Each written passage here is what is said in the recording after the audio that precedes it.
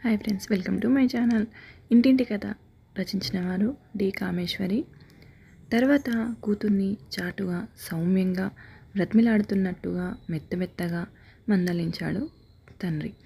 భర్తని అవమానిస్తే ఇంట బయట అంతా ఆమె గురించి చెడ్డగా చెప్పుకుంటారని, అవమానించిన వాడితో కాపురం చేయడం ఇంకా లోకు అవుతుందని, ప్రసాద్కి కోపం వచ్చి వెళ్ళిపోతే అంతకంటే అవమానం ఇంకొకటి ఉండదని ఆమెకి చెప్పి బోధపరిచారు. కానీ కుక్కతోక తిన్నగా ఎంతసేపు ఉంటుంది? ఒక వారం 10 రోజులు మూతి ముడుచుకుని కాస్త నోటి జోరు తగ్గించి ముభావంగా ఉంది. తర్వాత యథాప్రకారం తయారైంది ఆమె ధోరణి. అలవాటయ్యాక ప్రసాద్ చెవిటివాడిలా మూగవాడిలా తయారయ్యి ఇంట్లో ఉన్న కాసేపు యాంత్రికంగా తన పనులు తను చేసుకుని ఆమె ఉనికి పట్టించుకోవడం మానేశాడు. నెల రోజులుగా వెంకట్రావు గారు పక్క మీద నుంచి లేవడం లేదు. ఆయనకి నెల క్రితం హార్ట్అటాక్ వచ్చింది. దాంతో మనిషి చాలా నీరసపడిపోయాడు. డాక్టరు నెల రోజులు బెడ్ రెస్ట్ తీసుకోమనడంతో సెలవు పెట్టి ఇంటి పట్టున ఉండక తప్పలేదు ఆయనకి. ఈ నెలల్లో డాక్టర్లు, మందులు, ఆసుపత్రి చుట్టూ తిరగడానికి అయితే చాలా ఖర్చులు. చేతిలో దమ్మిడి లేకుండా అయ్యింది ఆయన పని. వసంత ఉద్యోగంలో చేరాక కాస్త ఒడ్డున పడ్డట్టయింది ఆయనకి. వసంత ఉద్యోగంలో కాస్త ఊపిరి పీల్చుకునే వేళకి ప్రసాద్ పెళ్ళి అవడం, ఆ పెళ్లితో తమ అందరి దశ తిరిగిపోతుందన్న అందరి ఆశ అడియాస అయిపోయింది. ప్రసాద్ బంగారు పంజరంలో బందీ అయిన పక్షి అని, దానిలో పెట్టే ఖరీదైన తినుబండారాలు కావలిస్తే తినడం, లేకపోతే మానేయడం తప్ప ఇంకొకరికి ఏమీ ఇవ్వలేని స్థితిలో అతనున్నాడని 2-3 నెలలకి గానీ వారు గుర్తించలేకపోవడంతో ప్రసాద్ ఎన్నో అపార్థాలకి గురి అయ్యాడు.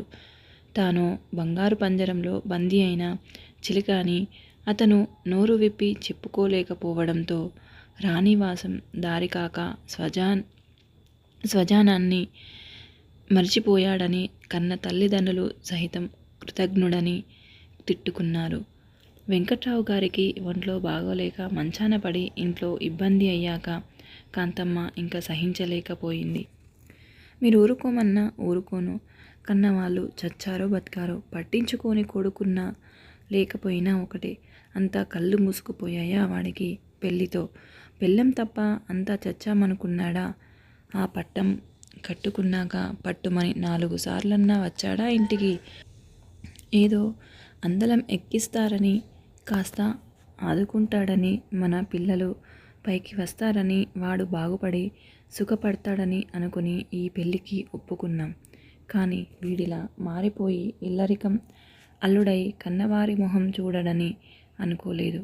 వాడిని 4 మొహం మీద దులిపేసి వస్తా.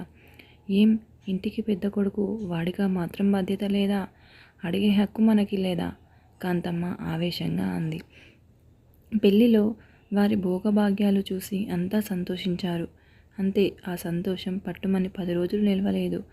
కోడలు తమని అసలు మనుష్యుల్లా చూడలేదు.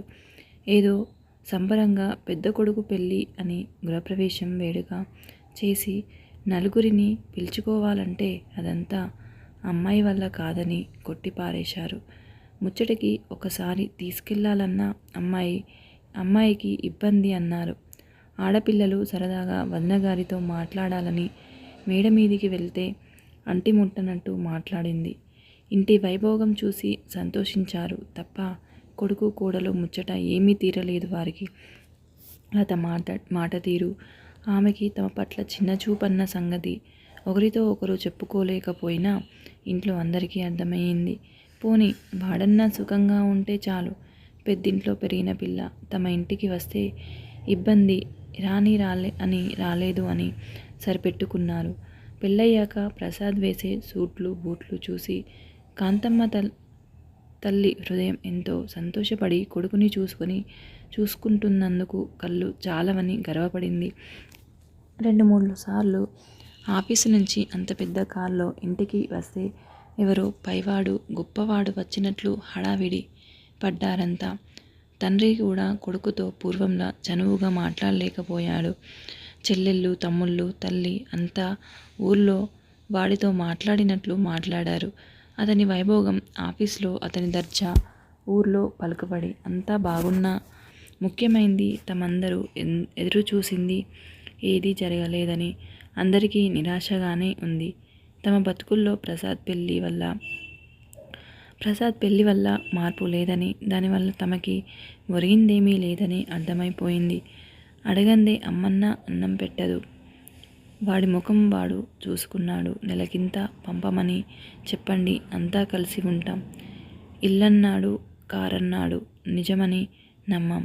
కానీ కనీసం నెలకింత అని అన్నా పంపమని అడగండి అంది కాంతమ్మ ఒకసారి ఉక్రోషంగా. అడగందే ఇంటి పరిస్థితి వాడికి తెలియదా? వాడి ఇబ్బందేమిటో? ఇల్లరిక పల్లుడయ్యాడు. వాడి చేతుల్లో ఉందో లేదో పంపడం. ఏం సంగతి తెలియకుండా వాడిని అనుకోవడం ఎందుకు? వెంకట్రావు గారు అన్నారు. మీరుండండి, నేను అడుగుతాను. ఈసారి వచ్చినప్పుడు అంది కాంతమ్మ. అన్నట్టుగానే ప్రసాద్ ఒకసారి చూడ్డానికి వచ్చినప్పుడు, ఏమిరా ఎన్నాళ్ళెక్కడుంటావు? మీ మామగారు ఇల్లది ఏర్పాటు చెయ్యలేదా ఇంకా? ఏదో అంత కలిసి ఉండవచ్చనుకుంటే నీవక్కడ ఉండిపోయావు. పెళ్ళయిందన్న మాటే గాని కొడుకు కోడల్ని చూసుకునే అదృష్టం లేకుండా ఇల్లరికపు వెళ్ళినట్టు అక్కడే ఉన్నావు అంది. ఆవిడ సగం నిష్ఠూరం, సగం బాధ ధ్వనిస్తుండగా ప్రసాద్ మొహం నల్లబడింది. అప్పటి వరకు తండ్రిదండ్రులకి ఆ మాట ఎలా చెప్పడమా అని దిగులు పడిన అతనికి తల్లే ఆ ప్రసక్తి తీసుకురావడంతో సగం భారం తగ్గి అంతా చెప్పుకొచ్చాడు. ఇల్లరికం ఉండడం తప్ప గత్యంతరం లేదన్నాడు. ముందు సరిగా వివరాలు అడగకపోవడం తనదే తప్పని ఒప్పుకుంటూ తన అశక్తత వెల్లడించాడు. అందరికీ ఆశలు అడియాసలయ్యాయి. ఆ జవాబు విని కొడుకు మాటల్లో వ్యధ ఆమెకి అర్థమయ్యింది. అదో ఫోజు, మనమందరం ఎక్కడ తినిపోతామో అని వాడే అలా అన్నాడు. అక్కడైతే తనొక్కడే అనుభవించవచ్చు. వేరే ఇల్లు తీసుకుంటే మనందరినీ పోషించాలని ఇలా ఎత్తేశాడు ఉక్రోషంగా అంది వసంత ప్రసాద్ వెళ్ళాక. ఆమె ఎన్నెన్నో ఊహించుకుంది. అన్నగారి పెళ్ళి వల్ల వచ్చే లాభాలని, అవి అన్నీ తలకిందులు చేశాడని ఆమెకి మంటగా ఉంది. ఇల్లరికం వెళ్ళాలని వాడికి సరదా ఉంటుందా ఏమిటో? వాళ్ళ ఆస్తిపాస్తులు చూసి మనం మోసపోయాం. ముందు అడగకపోవడం మన తప్పు. ఇంతకీ ఇస్తామన్నా ఆ 50,000 ఇస్తారో లేదో? ఆ డబ్బుతో కూతుళ్ళ పెళ్ళిళ్ళు చేయవచ్చని ఇన్నాళ్ళు నిబ్బరంగా ఉన్న వెంకట్రావు గారు ఇప్పుడు మళ్ళీ బెంగలో పడ్డారు. అయ్యో, అడగకపోయారు, నాకు గుర్తు లేకపోయింది. ఈసారి అడుగుతాను అంది కాంతమ్మ. తల్లి అడగక పూర్వమే ప్రసాద్ ఆ విషయం ఆలోచించాడు. తను తన సుఖాలు చూసుకున్నాడని తన వాళ్ళు అనుకోవడం ఎలా ఉన్నా ఇంటి పరిస్థితి తెలిసి తను సహాయపడాలని ఈ పెళ్లి చేసుకున్నాడు. ఇంత డబ్బు, ఆస్తి ఉంది. అన్ని దర్జాలు, సుఖాలు జరుగుతున్నాయి. కానీ తనది అని చెప్పి తన ఇష్టం వచ్చినట్టుగా ఖర్చులు పెట్టుకోవడానికి 10 రూపాయలు అతని దగ్గర ఉండడం లేదు. ఆఫీసులో అంత పెద్ద ఉద్యోగం నిర్వహిస్తున్నాడు. ఇంటల్లుడు, ఆస్తికి కాబోయే అధికారి. జీతమేమిటి? అంతా తనదే అనుకుంటారు. కానీ తన అవస్థ ఎవరితో చెప్పుకోవాలో అర్థం కాలేదు ప్రసాద్కి. స్వయంగా మామగారిని అడగలేక కొన్నాళ్ళు ఇబ్బంది పడ్డాడు. ఆఖరికి ఆలోచించి ఆఫీస్లో క్యాషియర్తో అందరికీ జీతాలు ఇచ్చే రోజున తనకి జీతం ఇవ్వమని నారాయణ గారిని అడిగి తెచ్చివ్వమని చెప్పాడు. క్యాషియర్ నోరెళ్ళబెట్టాడు. సార్ అన్నాడు. ఆ వార్త నారాయణమూర్తి గారి చెవిన పడగానే ఆయన అల్లుడిని గదిలోకి పిలిచి అలా అవమానం జరిగినట్టు మొహం మార్చుకొని, నీకేం లోటు చేశాం అని అందరి ముందు ఇలా అవమానించావు? అల్లుడివి, ఉత్తరోత్తర ఈ ఆస్తికి యజమానివి. నీకు మా కింది పనిచేసే వారితో జీతం ఇవ్వమని కబురు పెడతావా? పోనీ నీవే అడగకపోయావా? ఈ డబ్బంతా నీది, నీవు వాడుకోవద్దని ఎవరన్నారు? నీకు జీతం ఇచ్చి మమ్మల్ని మేము అవమానించుకోమంటావు? అంటూ మాట్లాడాడు. అంతా తన డబ్బు కావలిస్తే 10 ఇవ్వండి, 100 ఇవ్వండి అని ఎవరిని అడగాలి? మామగారినా, భార్యనా, ఆఫీసులో వాళ్ళనా?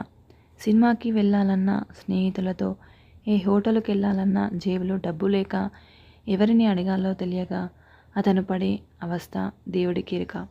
అందుచేత మామగారు అలా నిష్ఠూరంగా మాట్లాడినా తగ్గిపోకుండా, లేదండి, ప్రతిసారి ఎవరిని అడగమంటారు? నా ఖర్చులు నాకు కొన్నుంటాయి. నా వాళ్ళకి కొంత పంపాలి. అందుచేత నేను చేస్తున్న ఈ ఆఫీసు పనికి జీతం ఇంత అని నిర్ణయిస్తే అందులో నా ఖర్చులు జరుపుకుంటాను. థ్యాంక్ యూ ఫర్ వాచింగ్ ఈ స్టోరీ. మీకు నచ్చినట్లయితే లైక్ చేయండి, షేర్ చేయండి, కామెంట్ సెక్షన్లో కామెంట్ చేయండి.